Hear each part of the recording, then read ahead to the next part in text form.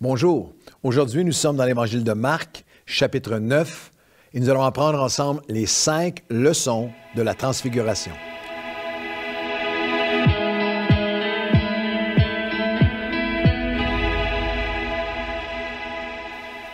Bonjour à tous et bienvenue à votre café matinal. Notre lecture aujourd'hui dans l'Évangile de Marc au 9e chapitre. Nous sommes avec un événement, avec les disciples dans un événement qui est extraordinaire, qui est unique, qui était à la fois, juste par leur réaction, émouvant, bouleversant, terrifiant. Ils étaient remplis d'effroi, mais en même temps d'émerveillement. C'est ce moment où Jésus les amène sur le mont de la transfiguration. Puis on va lire le texte qui est repris dans 2 autres des évangiles, mais dans Marc chapitre 9 et au verset 2, nous lisons.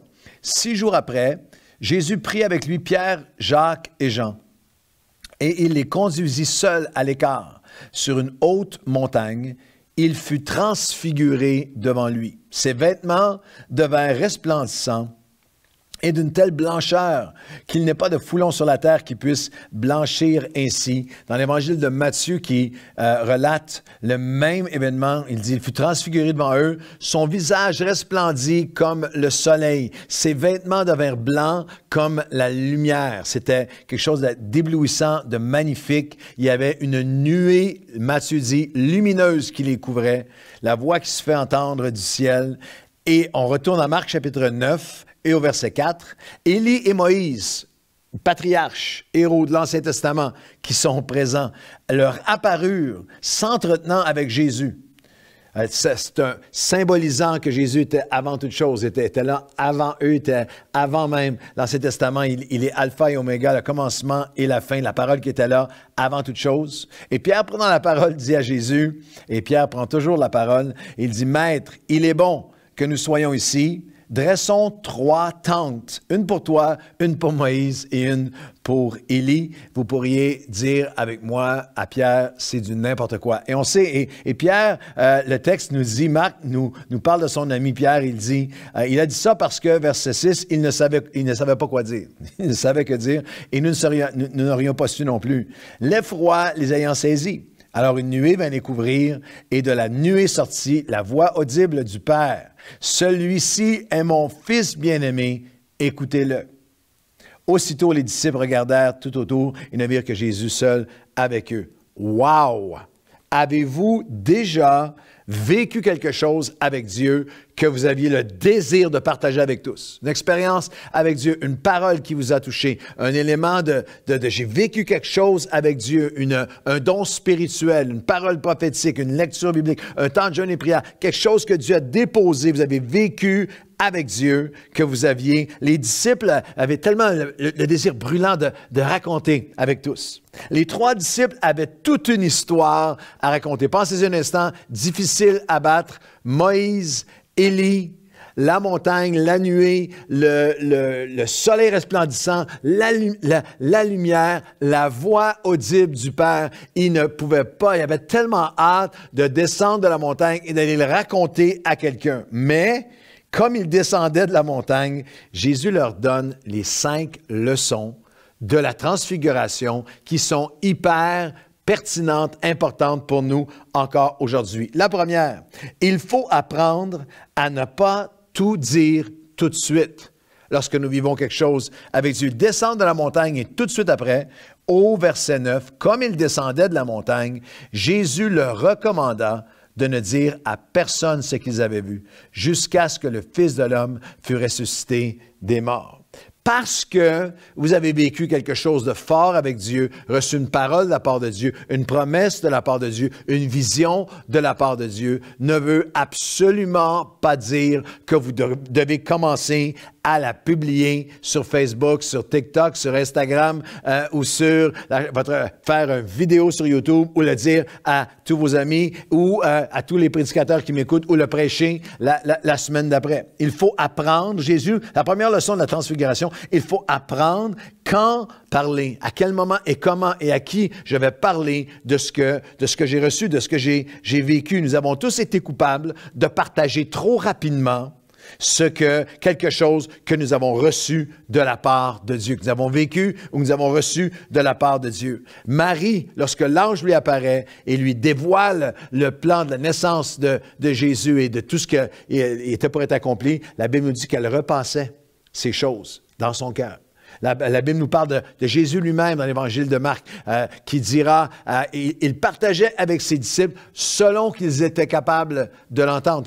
Il y avait une chronologie de temps dans comment Jésus va partager même la révélation. Pourquoi est-ce que c'est si important d'apprendre à parler, à apprendre à retenir, à attendre, à retenir, à discerner quel est le bon moment pour partager les choses, pour plusieurs raisons. Pourquoi est-ce que c'est si profitable d'apprendre à savoir quand partager? Pourquoi Jésus dit, attendez, je recommande, parlez pas tout de suite de ce que vous venez de voir. Pourquoi? Quel est le but? Quels sont les bénéfices? Pourquoi est-ce qu'on fait ça? Parce que pour que cette parole qu'on a reçue, cet événement, cette parole, puisse grandir en moi, qu'elle puisse porter du fruit, qu'elle puisse s'approfondir dans ma vie, jusqu'à ce que cette parole puisse maturer en moi. Aussi, pour me protéger de l'orgueil, voici les grandes choses maintenant que j'annonce, de pression humaine, tant au niveau de l'acclamation, c'est extraordinaire ce que Dieu t'a montré, que des attaques, que des pressions qui sont humaines, afin de déterminer si elle vient vraiment de Dieu. Oui, tu n'es pas infaillible. Et aucun d'entre nous n'avons régulièrement la voix audible de Dieu ou le message écrit sur le mur bien clairement. Le Seigneur parle à notre cœur, à notre esprit et se mélange à tout ça, nos pensées, nos émotions humaines, la voix. Il y a plusieurs voix dans ce monde, dit l'apôtre Paul, et aucune n'est sans signification. Alors, il y a notre voix à nous, nos désirs à nous, il y a les désirs de Dieu, il y a l'ennemi qui veut nous troubler, il y a tout ça en même temps. Alors, nous avons besoin d'avoir cette humilité. L'apôtre Paul a une description tellement extraordinaire. Il dit, nous portons des trésors éternels dans des vases de terre. Le message et la vision peuvent venir de Dieu, mais nous sommes des véhicules, des récepteurs, des capteurs bien imparfaits. Alors, pourquoi attendre? Pourquoi apprendre avant de savoir quand parler et à qui parler afin de déterminer si ça vient vraiment de Dieu, pour bien choisir et planifier le meilleur moment, le meilleur endroit, à qui et quand je vais partager la vision. Le récit de la transfiguration a pris place autour de l'an 29 ou 30 après Jésus-Christ. Et lorsqu'on regarde aux évangiles et aux chronologies, ça peut être jusqu'à plus qu'1 an avant qu'ils en parlent, avant qu'ils écrivent et qu'ils en écrivent. Et même plus que cela, l'apôtre Pierre écrira dans 2 Pierre 1, 17, 18, « Nous avons entendu cette voix venant du ciel. Et lorsque nous étions avec lui sur la sainte montagne, lorsqu'il a entendu la voix du Père dire, « Celui-ci est mon Fils bien-aimé, en qui j'ai mis toute mon affection. » Et l'apôtre Pierre, lorsqu'il écrit 2 Pierre, c'est presque 40 ans plus tard, avant qu'il puisse finalement avoir ce OK de Dieu pour parler de ce jour si extraordinaire de la transfiguration, cet événement qu'il avait vécu. Alors, il y a une dynamique extrêmement importante. Premièrement, je veux apprendre quand parler de ce que nous avons reçu. La deuxième dynamique très, très importante, c'est il faut s'attacher à ce que Dieu a promis. Tout est dans l'équilibre. Ce n'est pas parce que je vais avoir une retenue dans ce que je vais partager que je ne l'ai pas gardé dans mon cœur.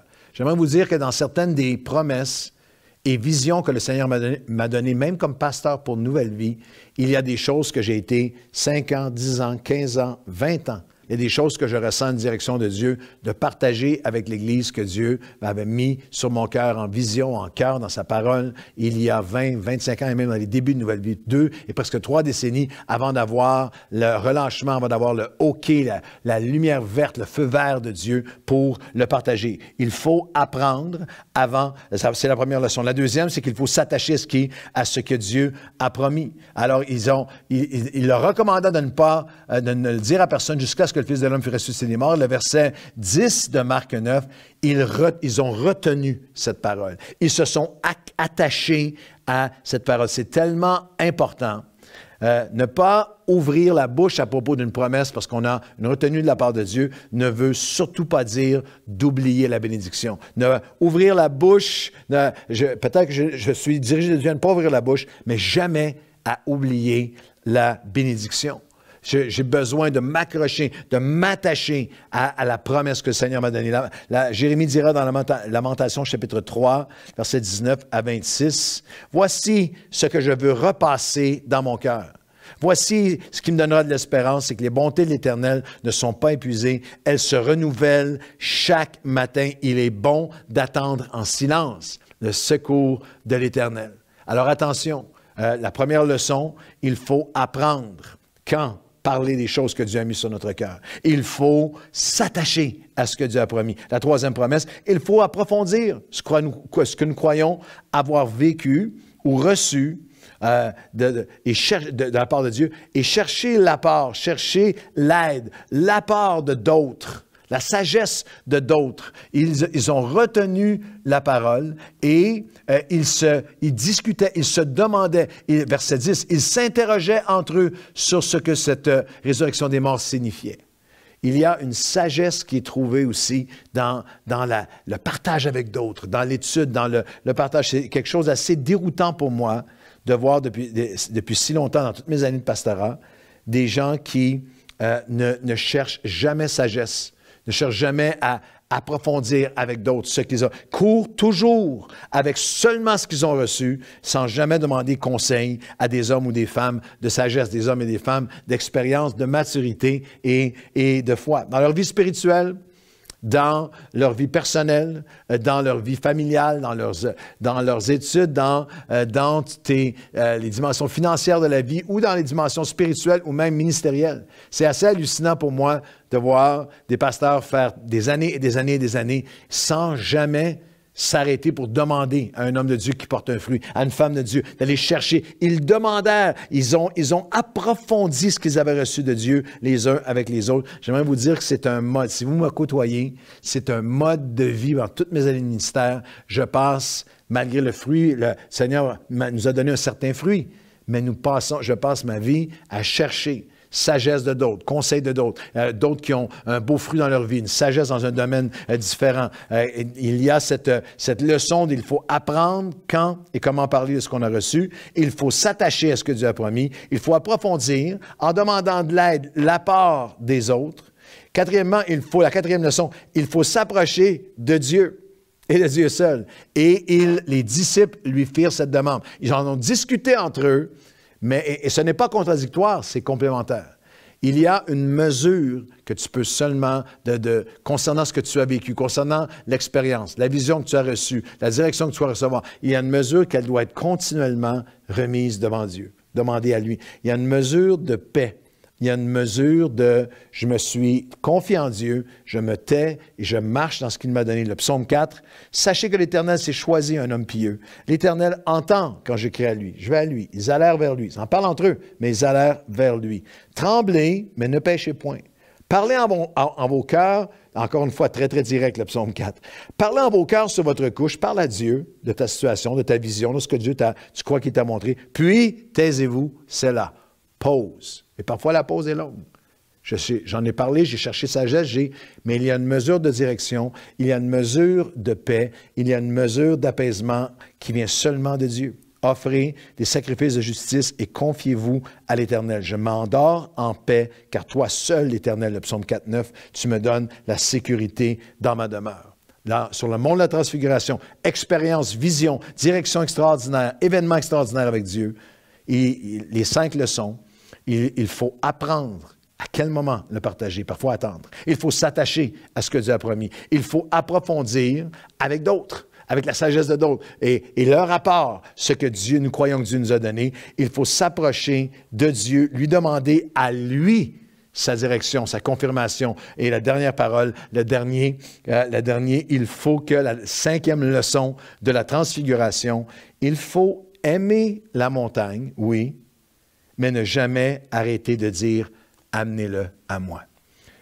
L'expérience sur la montagne était tellement fabuleuse qu'au verset 5, Pierre a pris la parole et a dit « Seigneur, il est bon qu'on soit ici. Maître, bâtissons 3 tentes, 3 tabernacles, afin qu'on puisse juste rester ici, on est bien, ensemble, c'est magnifique, sur la montagne. » Et nous devons aimer la montagne.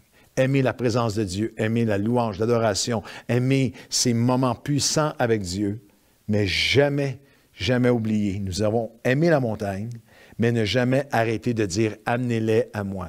Pierre voulait rester sur la montagne, mais Jésus dit non. Tu ne peux pas rester la vie. Ma marche avec moi n'est pas seulement de rester sur la montagne. Tu dois descendre parce qu'il y avait un jeune homme démonisé, captif, écume à la bouche, lié au bas de la montagne, il sortait en poussant des cris, en s'agitant. Et au verset 19 de Marc 9, Jésus dit « amenez-le vers moi ». Et on lui amena. Et au verset 27, Jésus, l'ayant pris par la main, le fit lever et il se tint debout. Nous aimons le mont de la transfiguration, mais notre appel et notre ministère est dans la vallée de la transformation.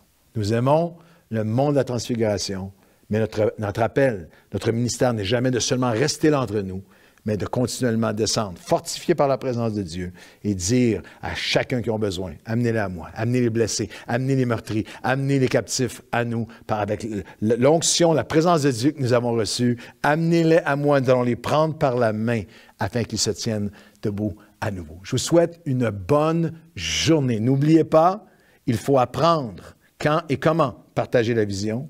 Il faut s'attacher à ce que Dieu a promis, approfondir avec l'apport de d'autres ce que Dieu nous a donné. Il faut s'approcher de lui pour avoir sa direction ultime et son timing parfait, son accomplissement parfait. Et il faut aimer la montagne, mais ne jamais arrêter de dire « amenez-les à Jésus ». Bonne journée à tous.